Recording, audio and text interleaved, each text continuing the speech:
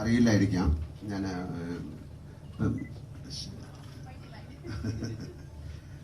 വളരെ അറിയപ്പെടുന്ന ഒരു മറാത്തി ഹിന്ദിയിലൊക്കെയുള്ളൊരു ആക്ട്രസ്സാണ്. വെരി ഗുഡ് ഡാൻസേഴ്സ്, വളരെ മനോഹരമായിട്ട് നൃത്തം ചെയ്യുന്ന ആൾക്കാരാണ്. ഒരുപാട് ഡാൻസ് ബേസ്ഡ് ആയിട്ടുള്ള സിനിമകൾ ചെയ്തിട്ടുള്ള ഒരാളാണ്. അപ്പോൾ ഈ സിനിമയിൽ അത്തരം ഒരു വലിയ ഡാൻസ് ആവശ്യമുള്ള ഒരു ആളെ വേണം എന്നുള്ള രീതിയിലാണ് ആ കുട്ടിയെ കാസ്റ്റ് ചെയ്തിരിക്കുന്നത്. മനോജ് ഹലോ, ഒരുപാട് ഷോകൾ നമ്മുടെ ഈ സിനിമയിൽ അക്രോബാറ്റിക് അല്ലെങ്കിൽ അക്രോബാറ്റിക് കാര്യങ്ങളൊക്കെ ചെയ്യേണ്ടതാണ്. ഒക്കെ ചെയ്യേണ്ട ഒരാളായതുകൊണ്ടാണ് മനോജിനെ കാസ്റ്റ് ചെയ്തിരിക്കുന്നത്. കഥ ഒരു ബംഗാളി ആണ്. ഒരു ബംഗാളി ഫിലിമുകളിലും അതുപോലെ തന്നെ ഹിന്ദി ഫിലിംസിലൊക്കെ ഉള്ള ഒരാളാണ്. ഏറ്റവും നന്നായിട്ട് ഇവരെല്ലാം പെർഫോം ചെയ്തിരിക്കുന്നു എന്നുള്ളതാണ് ഇതിൻ്റെ ഈ സിനിമയുടെ പ്രത്യേകത. അദ്ദേഹം ഒരു ഗിന്നസ് ബുക്ക് ഓഫ് വേൾഡ് ഉള്ള ആളാണ് ഹരി.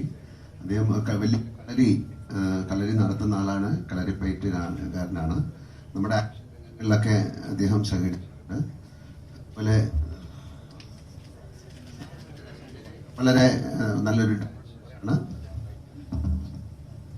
സെന്റ് തെരേസസിലെ ഡാൻസ് പഠിക്കുന്ന കുട്ടിയാണ്. അത് സുചിത്ര, അവരും നല്ലൊരു ഡാൻസറാണ്. തീർച്ചയായിട്ടും ഈ സിനിമയ്ക്ക് ഇങ്ങനെ ഒരു മുഖം വേണമെന്ന് പറഞ്ഞപ്പോൾ തീർച്ചയായിട്ടും അത് ആ സിനിമ കാണുമ്പോഴേ അറിയുള്ളൂ. അതിലേക്ക് ഏറ്റവും ആപ്റ്റായിട്ടുള്ള മണികണ്ഠനെ എല്ലാവർക്കും അറിയാം. വേറെ പരിചയപ്പെടുത്തേണ്ടതല്ല, ഞാനിതൊന്ന് പരിചയപ്പെടുത്തണമെന്ന് പറഞ്ഞുകൊണ്ട് പരിചയപ്പെടുത്തിയാണ്. Thank you so much. ഒരു എനർജറ്റിക് ആയ ഒരു കൈ കൊടുത്താൽ എല്ലാവരും കൂടെ നമ്മളുടെ മീഡിയ ചോദ്യം ചോദിക്കാനുള്ള സമയത്തിലേക്കാണ് നമ്മൾ കടക്കാനായിട്ട് പോകുന്നത്. So you may ask questions. ഒരു കാര്യം ഒരിക്കൽ കൂടി ഓർപ്പിക്കുകയാണ്, സിനിമ റിലേറ്റഡ് ക്വസ്റ്റ്യൻസ് മാത്രം ചോദിക്കണമെന്ന് ഏറ്റവും താഴ്മയായി എല്ലാവരോടും അഭ്യർത്ഥിക്കുന്നു.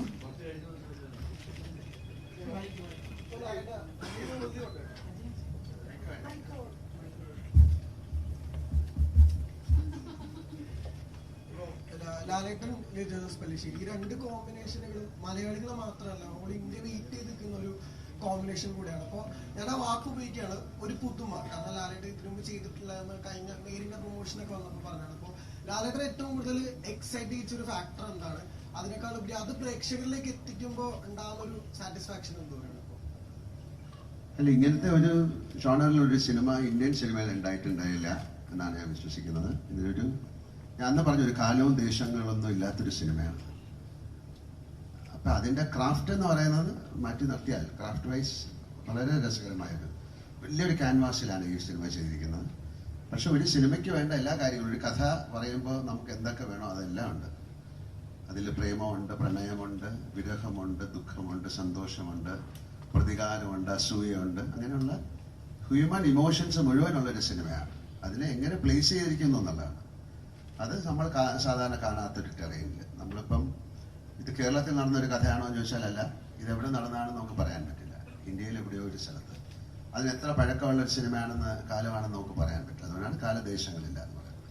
അപ്പോൾ അതിലുപയോഗിച്ചിരിക്കുന്ന അതിൻ്റെ കോസ്റ്റ്യൂം ആയാലും അതിൻ്റെ ഭാഷയായാലും അതിലെ ഗാനങ്ങളായാലും അതൊരു കഥ പറയുന്ന രീതിയാണ്.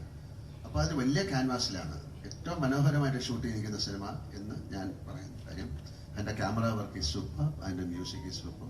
അങ്ങനെയല്ല, ഒരു സിനിമ നന്നാകണമെങ്കിൽ അതിലെല്ലാവരും നന്നായിട്ട് അഭിനയിക്കണം, അതിൻ്റെ ക്യാമറ നന്നായിരിക്കണം, പാട്ട് നന്നായിരിക്കണം, ലൊക്കേഷൻ നന്നായി, ഒരുപാട് ഫാക്ടറുണ്ട്. അതിലുപരി അതിനൊരു ഭാഗ്യവും വേണം. ആ ഭാഗ്യത്തിന് വേണ്ടിയിട്ടാണ് നമ്മൾ വെയിറ്റ് ചെയ്യുന്നത്. അല്ലാതെ സിനിമ എന്നുള്ള രീതിയിൽ എന്നെ സംബന്ധിച്ചുള്ള ആസ് ആൻ ആക്ടർ എനിക്ക് വളരെയധികം സംതൃപ്തി തരുന്ന ഒരു സിനിമയാണ്. നമ്മൾ സാധാരണ ചെയ്യാത്ത സിനിമ എന്ന് പറഞ്ഞാൽ ബാക്കി എല്ലാം ഉണ്ട്, പക്ഷെ അതിനെ എങ്ങനെ ട്രീറ്റ് ചെയ്തിരിക്കുന്നു എന്നുള്ളതാണ് ഡിഫറൻറ്റ്. അപ്പം ഇത് പല ഭാഷകളിലേക്ക് ഡബ് ചെയ്യുന്ന അവസരങ്ങളിലൊക്കെ അവിടുത്തെ ആൾക്കാർ പറഞ്ഞ കാര്യങ്ങളാണ് ഞാൻ പറയുന്നത്. അവരാരും ഇത്തരത്തിലൊരു സിനിമ കണ്ടിട്ടില്ല, ഇത് വളരെ ഡിഫറെൻ്റ് ആയിട്ടുള്ളൊരു സിനിമയാണ്. അപ്പോൾ എൻ്റെ അടുത്ത് ഈ കഥ പറയുന്ന സമയത്തും ഇതിങ്ങനെയാണ് ചെയ്യാൻ പോകുന്നത് പറയുന്ന സമയത്തൊക്കെ ഉള്ള രീതിയിൽ എൻ്റെ ഒരു എന്താണ് അതിലേക്ക് എടുത്തു ചാടിയത് അതുകൊണ്ടാണ്. പിന്നെ തീർച്ചയായിട്ടും ലിജോ എനിക്ക് എത്രയോ വർഷമായിട്ട് അറിയാവുന്നതാണ്. അദ്ദേഹത്തിൻ്റെ സിനിമകൾ ഞാൻ കണ്ടതാണ്. ഞങ്ങൾ ഇതിനു മുമ്പ് പല സിനിമകളെക്കുറിച്ച് ഡിസ്കസ് ചെയ്തതാണ്. പക്ഷേ ഇങ്ങനെ ഒരു കഥ വന്നപ്പോൾ തീർച്ചയായും ഷിബു അതാണ് കൂടുതൽ ഇനിഷ്യേറ്റീവ് എടുത്ത് അങ്ങനെ ഒരു കഥ വന്നപ്പോൾ ഇതിൻ്റെ അകത്തൊരു പോസിബിലിറ്റി ഉണ്ട്. വലിയ ക്യാൻവാസിലേക്ക് നമ്മൾ ചിന്തിച്ചതിനേക്കാളും വലിയ ക്യാൻവാസിലേക്ക് ആ ചിത്രം കൊണ്ടുപോകേണ്ടി വന്നു. കാര്യം അത് നമ്മൾ ഓരോ ഷൂട്ട് ചെയ്തപ്പോൾ അത്തരത്തിലാണ്. അതിൽ ഉപയോഗിച്ചിരിക്കുന്ന ടെക്നിക്സ് ഒക്കെ അങ്ങനെയാണ്. ഇനി 25-ാം തീയതിയാണ് ഈ സിനിമ റിലീസാകുന്നത്. അതിന് ഭാഗ്യം ഉണ്ടാകട്ടെ. ആ ഭാഗ്യം കൂടെയാണ് ആ സിനിമയ്ക്ക് ഇനി വേണ്ടത്. അല്ല ലാലേട്ടാ, ഇപ്പൊ ഇൻട്രോ സീനിൽ തിയേറ്റർ വിറയ്ക്കുന്നതാണ് എല്ലാവർക്കും പറയുന്നത്. അപ്പൊ എങ്ങനെയാ ലാലേട്ടന്റെ ഇനി വിറയ്ക്കുമോ എന്നൊക്കെ എനിക്ക് പറയാൻ പറ്റില്ല. കുഴപ്പമുണ്ടായില്ല എന്ന് തോന്നുന്നു. അങ്ങനെയല്ലല്ലോ, ഒരു പ്രസന്റ് ചെയ്യുന്ന രീതിയാണല്ലോ. ഇൻട്രഡക്ഷൻ എന്ന് പറയുന്നത് ആ സിനിമയിൽ ഒരാളെ കാണാൻ കാത്തിരിക്കുമ്പോൾ അയാളെ പ്രസന്റ് ചെയ്യുന്ന ഒരു ത്രില്ലാണ്, അതൊരു സ്കില്ലാണ്. ആ സ്കിൽ ഈ സിനിമയിൽ ഉണ്ടായിരിക്കാം. ഇനി കണ്ടിട്ടേ പറയാൻ പറ്റുള്ളൂ. ഇനി മോൻ വരച്ചില്ല എന്ന് പറഞ്ഞിട്ട് എൻ്റെ അടുത്ത് വന്ന് വേണം. വിജി ചേട്ടാ, ഇപ്പം മലൈക്കോട്ടെ വാലിബൻ ആരാണ് അയാൾ? സിനിമ കണ്ടത് ഇപ്പം നമുക്കറിയാം, നൻപകൽ നേരത്ത് മയക്കത്തില് മമ്മൂട്ടി എന്നൊരു ആക്ടറിനെ എക്സ്പ്ലോർ ചെയ്യുന്ന ഒരു ചിത്രമായിരുന്നു നമ്മൾ കണ്ടത്. ഇപ്പൊ നേരെ മറിച്ച് മോഹൻലാൽ എന്നൊരു നടനുമായി ഒരു താരമായി എത്താൻ നേരത്ത് ഒരേ സമയത്ത് മോഹൻലാൽ എന്നൊരു നടനെയും താരത്തെയും ഒരേ ടൈമിൽ തന്നെ യൂസ് ചെയ്യുന്ന ഒരു ചിത്രമായിരിക്കും മലൈക്കോട്ടെ വാലിബൻ. ആ ഒരു കഥാപാത്രമായിട്ട് ലാലേട്ടനെ ഏറ്റവും പെർഫെക്റ്റ് ആയിട്ട് ബ്ലെൻഡ് ചെയ്യാനാണ് നമ്മൾ ശ്രമിച്ചിട്ടുള്ളത്. അല്ലാതെ ഇത്തരത്തിലുള്ള കാര്യങ്ങൾ യൂസ് ചെയ്തോ എന്ന് ചോദിച്ചാൽ എനിക്ക് അതിനൊരു മറുപടി പറയാൻ പറ്റില്ല. പക്ഷെ ആ കഥാപാത്രമായിട്ട് ക്യാമറയ്ക്ക് മുമ്പിൽ ലാലേട്ടൻ വന്നു കഴിഞ്ഞപ്പോൾ ആ കഥാപാത്രമായിട്ട് തന്നെയാണ് ഞങ്ങൾക്ക് എല്ലാവർക്കും തോന്നിയിരിക്കുന്നത്. അത് തന്നെയാണ് എന്റെ ആൻസർ. ഇപ്പം ജിനിച്ചേട്ടൻ സൂചിപ്പിച്ചിരുന്നു ലാലേട്ടന്റെ ഇൻട്രോ കാണാൻ നേരത്ത് എന്താണ് അദ്ദേഹം ആ ചിത്രം തിയേറ്ററിന്റെ പുറത്ത് നിന്നായിരിക്കും അത് ആസ്വദിക്കുക. കാരണം തിയേറ്റർ ഇങ്ങനെ കുലുങ്ങും, അത് കാണാൻ വേണ്ടിയാണെന്ന് പറഞ്ഞിരുന്നു. അപ്പം യഥാർത്ഥത്തിൽ ഈ മലൈക്കോട്ടെ വാലിബൻ തിയേറ്റർ ഇളക്കി മറിക്കുമോ? കുലുങ്ങണ കാര്യം എനിക്ക് അറിയാമോ? ആ